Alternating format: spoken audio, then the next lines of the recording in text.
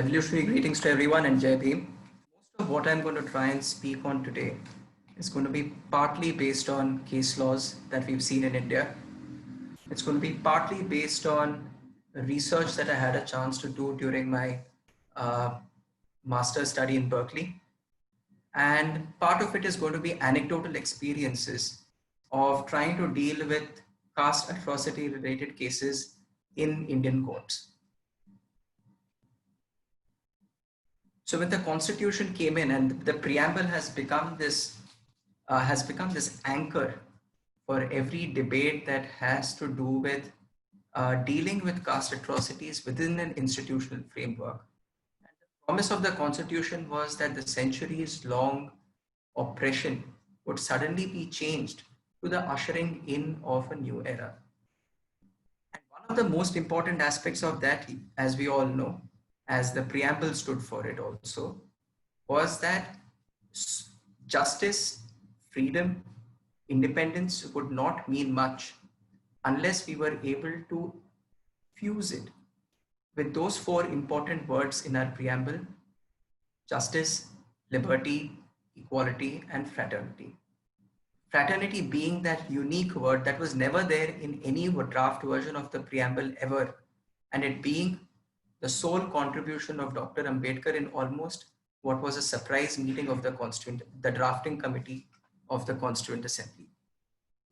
And since the Constitution, there has always been this conflict as to how a caste-ridden society with just a new vision document and a new parliament and a new future is going to get rid of this baggage. In assessing how India post-independence and post the Constitution has dealt with it, we would like to break up this concept of caste and caste oppression within the legal framework into its components, the various aspects of which that the law deals with. As we know, the Constitution itself has dealt with caste in the sense of abolishing untouchability. Several questions have come up why it didn't go a step further. Philosophers and historians have argued that it was that historic compromise that Ambedkar had to make within a very caste-ridden Constituent Assembly also.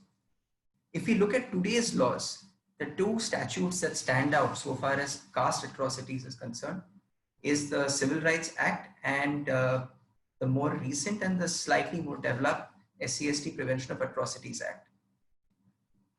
But this is not the entire domain of caste oppression that we face in India. And the question I ask myself is this: why is the John Doe complaint, that lawsuit that we see in California today, so important to India? And the inevitable question is, what would happen to John Doe or the several John Does that experience this sort of oppression as we've seen in Cisco every day in India? So I would like to break up this idea of caste itself and caste oppression into three categories. One is caste crimes. Crimes that our laws have directly dealt with head on, which the Atrocities Act has dealt with head on. And that could be the use of caste as slurs. It could be the century-long methods of humiliation that has been meted out against by the caste oppressors. That is one set of crimes. The second is institutional discrimination. This is not quote unquote criminal the way we would like to understand crimes, in the sense no one's going to send you to jail for it. Let's take the instance of discrimination in the workplace, discrimination in promotions, constitutional offices, discrimination in that. That's a second set of oppression where caste comes in, which again has been dealt with in a civil sense. So here we draw a distinction. And the third is civic exploitation and social exclusion in everyday acts of life, where it is not that someone is oppressing, actively going ahead and committing a crime the way the Atrocities Act would understand it, but just taking advantage of the history that caste has seen in India in either proclaiming your own caste to a greater privilege, or either taking advantage of one's so-called advantageous caste position to use that against someone else. Interestingly, it's only the first two kinds that have seen legal redress. The third kind, let's take some examples that we come across, at least in my experience that I've seen clients come up with is that, take for instance, where there's an advertisement in the newspaper saying that looking for a matrimonial alliance, caste no bar except SC/ST. How should a constitutional system deal with this question? At the same time, when there are laws that have provided for a system that lets court address, redress, and come down heavily on caste oppressors, why is that we have an abysmal rate of conviction in India? That's the second question. And if the constitution and all these laws were really to set the ground equal and make caste oppression redressable, make caste oppression justiciable, why has the almost exact opposite happened with some notional benefits? I'll just take one example. I argue that the reason probably so little has happened within the institutional framework of caste in India is that the definition of caste and the definition of caste oppression is still viewed through the Brahminical gaze. Let's take an example. On your screen, you will see the definition of one of the crimes listed under the SC/ST Prevention Act 1989, and I'm reading to you section 3(1)(r). This is basically that section that says if you use a casteist slur with the intent in order to humiliate someone belonging to who's either an SC or belonging to the scheduled tribes, then you shall be liable to be criminally prosecuted. Let's read this section. If someone intentionally or intentionally insults or intimidates with the intent of humiliating a member of a scheduled caste or scheduled tribe in a place that is in public view. My experience has been that this public view word is where the institutional gaze that is otherwise Brahminical has creeped in. And this we see further when we look at case law. And one example that I want to give is a recent case that we saw in the Punjab and Haryana High Court. So this comes from Kurukshetra. In the case of Sandeep Kumar versus State of Haryana, Kurukshetra Sarpanch of a village got into an argument with someone from the oppressing caste who used extreme caste expletives of magnitudes that are clearly criminal. He used words that are derogatory, insulting, using caste names, and also threatened death. The Sarpanch of the village went and filed a complaint, and the accused in the case filed an appeal to the High Court saying that, look, this does not fall within the definition of a caste oppression as we saw in section 3(1)(r), because this conversation that he is complaining about happened over a telephone. And what it does not fulfill is this requirement of public view. The court's understanding of this turned merely on this phrase public view, where it said merely uttering such wrong words in the absence of any public view does not show any intention or mens rea to humiliate a complainant who, besides being the Sarpanch, belong to the SC community. So this gaze through which laws have been drafted and a casteist and a Brahminical gaze takes control of institutions is something that we've seen recurring in case after case. And this is only one among the many examples. This is the most recent of May 2020, one among the many examples of why conviction rates are almost impossible to find in these scenarios. And the definition of humiliation is also one that is completely removed from the basic rationale that our constitution promises. Because humiliation, the way the law has tried to understand it, is also influenced by caste biases. And there are two interesting studies that have been done in this field as to what really constitutes and how caste humiliation should be studied and incorporated into the legislative framework. In Uttarakhand, if you see the tab below, I've mentioned two studies. One is called Measuring Discrimination in Education. An experiment was conducted to find out what influence or how does caste humiliation manifest itself. A school was selected where children were given a puzzle to solve. And once the children solved the puzzle, their answer papers were collected back and kept aside for evaluation. Few weeks later, in a similar controlled scenario, a similar puzzle with similar difficulty level and as many things that could be controlled have been maintained the same way as the previous case. And the same test is given again. But in this case, before the answer paper is given, each student is called out. Each student's name is noted down in a register. His or her parent's profession is asked for. And the last question asked, not in public, but just as each person is collecting his paper, is what caste do you belong to? This is noted down in a register and the same test is administered. In 2009, they found that a significant number, over 40% of the respondents in this test who had taken the previous test did far worse in the later test than they did previously, where they had to reveal their caste identity. A similar experiment was also conducted to see how it works on the teacher, where there were one set of exam papers given to teachers to say, please correct these and mark them. Another set of few weeks later, similar set of exam papers with answer sheets were given to teachers, asking them to mark them. Only this time, the candidate's caste surname appeared on the face of the answer sheet. It was found that teachers who are marking papers are more likely to mark students with caste names that show their belonging to either an SC or an ST community scored much lower than they would be expected. The reason we are drawing this connect is because we find that when laws are also being made from a gaze that is otherwise institutionally Brahminical, the promise of the constitution does not translate into the institution being able to live up to it.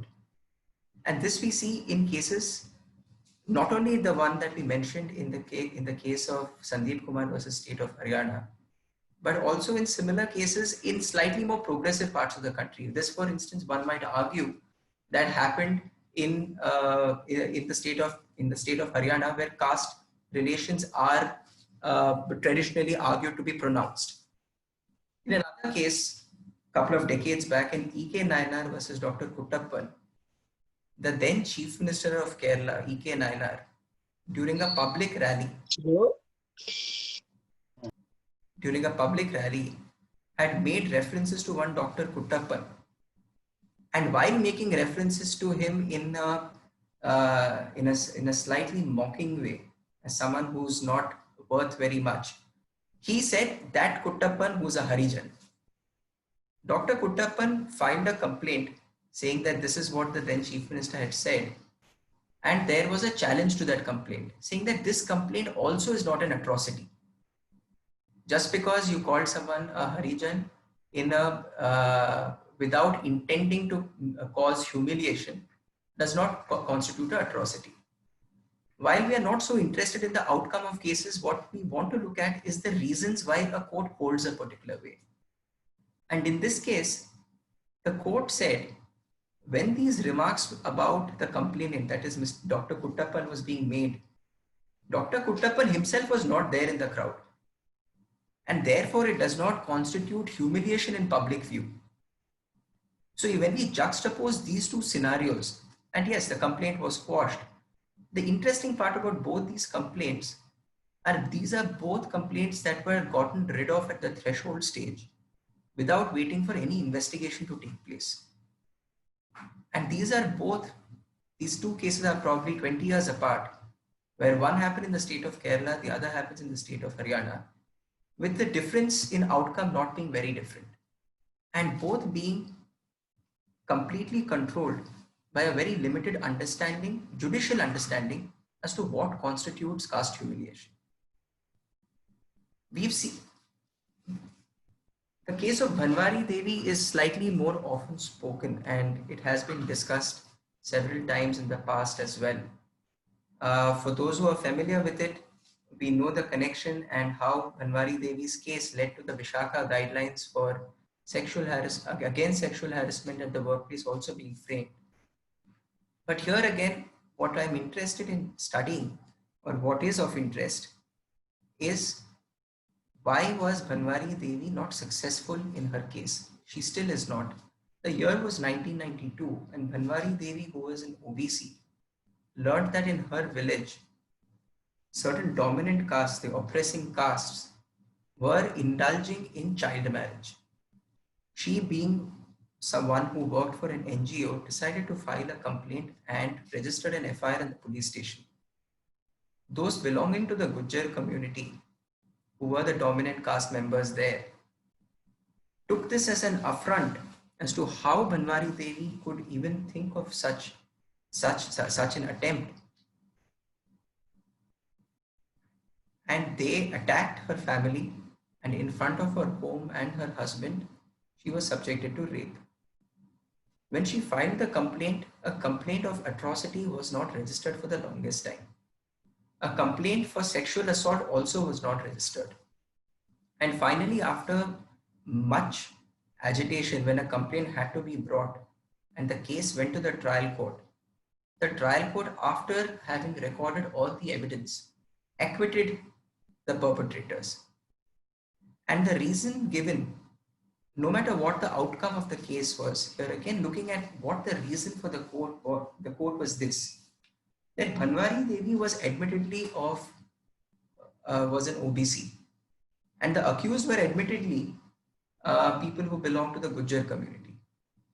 And the entire decision verdict turned on the finding that it was highly unlikely that a person of the Gujjar caste would rape an untouchable and defile himself. So the gaze through which the institution has even been interpreting the law has very strongly suffered from what Dr. Ambedkar suspected in the Constituent Assembly would happen to future India, because he saw the same thing happening within the Constituent Assembly itself. Like, the Constitution today, in some sense, is celebrated for the monumental task that a nation that was coming out of colonial and imperial rule was able to manage. But the Constituent Assembly itself, in some sense, mirrored what we are seeing in the various court decisions that we have discussed so far. That the Constituent Assembly itself was uncomfortable with proposals that went so far ahead to say that why should we abolish only untouchability? Caste itself as a concept must be annihilated and abolished through the constitutional mechanism. While we go into these reasonings, I just want to give one more example, because this is a case that throws some light on what is it that the judiciary and our judicial mechanism and our executive is looking at when they're dealing with cases of atrocity, and how loaded with the casteist gaze our court reasonings, our court judgments, are the functioning of courts when they're dealing with cases that are not of atrocity, and is there any caste influence there? Recently, there was a bail application made in the Karnataka High Court. This is of May 2020, very recently. I'm sorry, July 2020, very recently,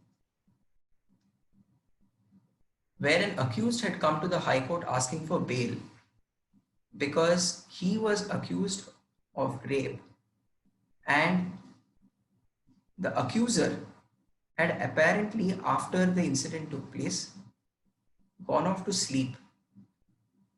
And that the accused submitted shows that the chances are that it is not rape and the relationship was consensual. We are not so interested again in the outcome as to whether in that particular case the order was correct, whether bail ought to have been granted as it was, or whether bail had to be denied. But what is interesting is the phraseology and when the judiciary speaks its mind and puts the reason out there. And this is what the court said when bail was being granted. And I'm reading from what you see on your screen. Nothing is mentioned by the complainant as to why she went to her office at 11 p.m. She has also not objected to consuming drinks with the petitioner and allowing him to stay with her till morning. The explanation offered by the complainant that after the perpetration of the act, she was tired and fell asleep is unbecoming of an Indian woman. This is not the way our women react when they are ravished. So this order itself came in for a lot of criticism, and this portion has since been expunged. But this still doesn't take away from the judicial reasoning that the judge walked through in coming to this conclusion. And the operative word for us, at least in this context, is the word "are women." Now, who really is this "are women" when a court is trying to make a decision? Especially in a case where the accusation is one of rape. Especially in a case where characteristics of reaction is being attributed to a woman. And especially where there is an ownership over that woman. Because "our women" seems to suggest that this woman belongs to some community, someone, some man. And I argue that though this was not a case of caste atrocity, this is a mirror of how the reasoning through the judiciary has been working through the Brahminical gaze, that "our women" necessarily is the same endogamic woman that Ambedkar wrote about, the same endogamic woman that the caste Hindu wants to control, the same woman that the caste Hindu does not equate with himself as being Brahmin too, irrespective of what her caste identity might be. So the question is, coming back to what we started off with, and ironically so, I feel some sense of unfortunate relief that John Doe's petition and the case against Cisco is actually happening in the northern district of California, in the Santa Clara County. Because had the same been in India, we would still be going through the judicial system and the judicial decision-making process through the same Brahminical gaze, through the same executive system, investigative system, and the decision-making system that suffers from these caste tropes, which Ambedkar suspected and was extremely apprehensive that once this constitution is made, the day the Constituent Assembly is dissolved, India would enter an era of contradictions, where the constitutional promise and the institution that it sets up does not match up to or cannot be accepted by the individuals who will run it. And this reality is something that we have seen throughout, as we saw in the definitions of how even an act that is meant to protect the oppressed from caste atrocities suffers from definitional problems, which innocently or otherwise, in a benign casteist way or in a malignant casteist way, is still cancerous. Because that definition is inherently loaded and is Brahminical and has not been able to escape from it.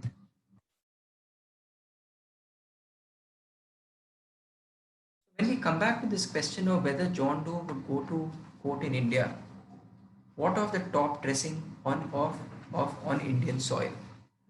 This phrase, the top dressing on Indian soil, again has significant constitutional and historical meaning.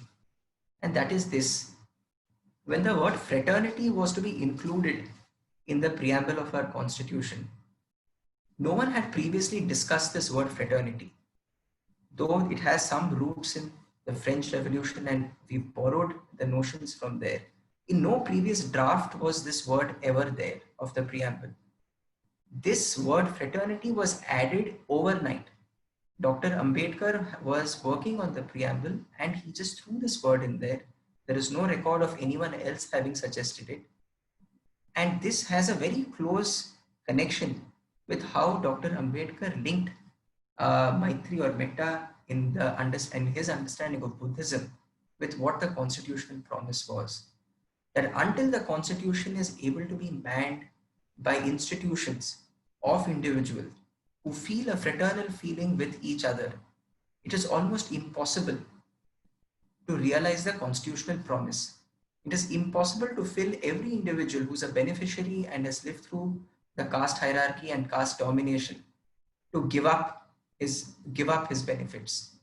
Either so when an argument is made whether to get rid of the kind of court decisions we are seeing, is it is the argument really that we need the courts to self-correct? Are we to expect that one day India will transform, or the judicial system will transform, or the executive system will transform in such a way that there's a change of heart, and caste crimes, the way Indian judiciary or the system has seen, will see an overnight change or even an evolutionary change? I would argue that that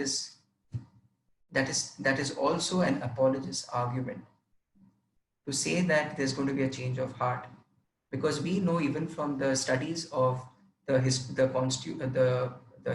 Gadbois, who in his report wrote that almost every judge that he spoke to from between 1950 and the 1980s, who was ever in the Indian Supreme Court, more or less always had some connection with what his caste was and the reason why he eventually made it to the Supreme Court.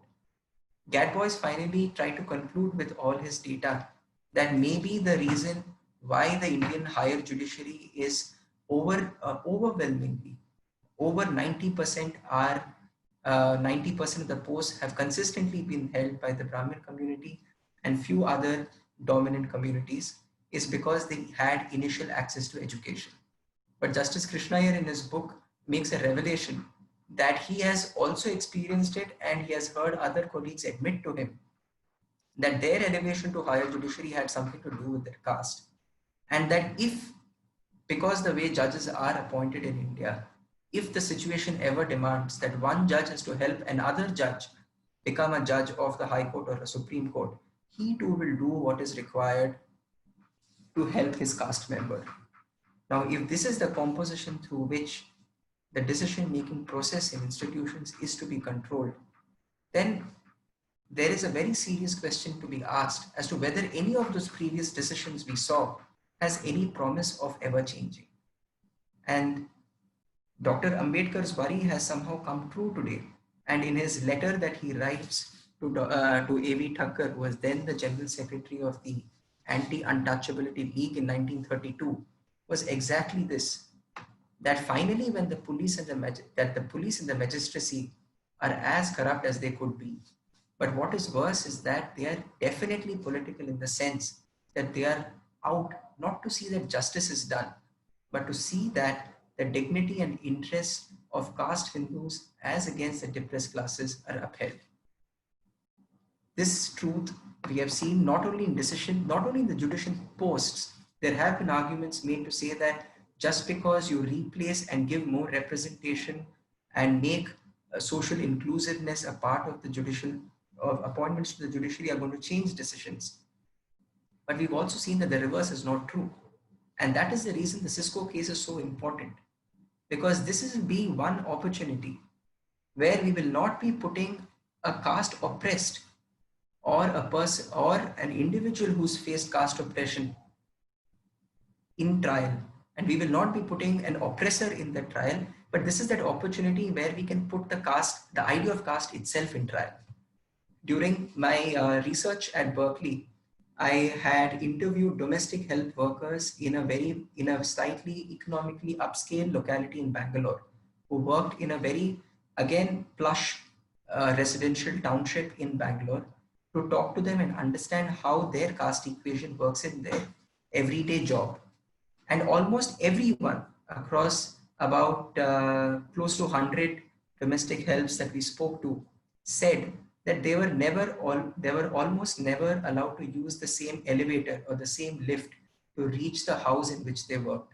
The building that was filled with people who were otherwise educated, foreign educated, worked for multinational companies.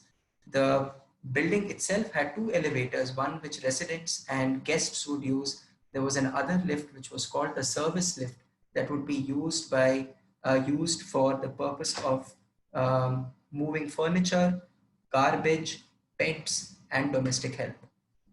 Almost everyone that we interviewed could identify their caste identity directly to some form of exclusion that they faced.